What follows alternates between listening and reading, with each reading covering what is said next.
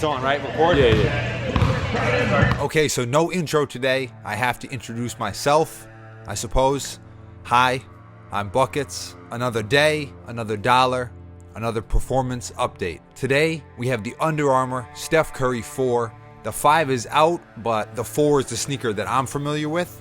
I've been playing in this sneaker for about 6 months. I'll put a link in the description if you want to grab a pair. So here's the update and the pros and cons, etc., hitherto, therefore, so on and so forth.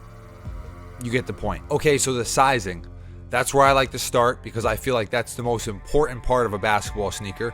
If it doesn't fit, or if it doesn't fit you the right way, you can't even tap into the tech. The Curry 4 High is true to size. Side note, the Low, which is a fantastic basketball sneaker, one of my brother's favorites, it runs at least a half size small, but the High is true to size.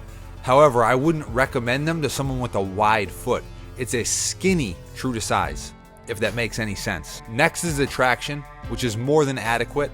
I never really slipped at any point. It wasn't something I noticed, which is how I like my traction to be. When I notice it is when I'm not really able to make the cuts or the motions that I want to make. That wasn't the case at all with these, so the traction is a go. The cushioning is just foam, just a foam midsole. Long story short, it's not the bounciest setup, but the court feel and responsiveness is very, very good. And that's always kind of a balance with any performance sneaker. If you are sitting on top of a huge airbag, that's gonna really protect you from impact, but you are going to inevitably lose at least some court feel. That's just, you can't do anything about that. That's just physics. And I am a scientist. The lockdown and support is probably the strongest part of the shoe, and that's been one of Under Armour's biggest priorities with the Steph Curry line. And they nailed it on this sneaker. Super locked in, but this high ankle collar isn't restrictive. It just becomes an extension of the foot, and that's what you want with something like this.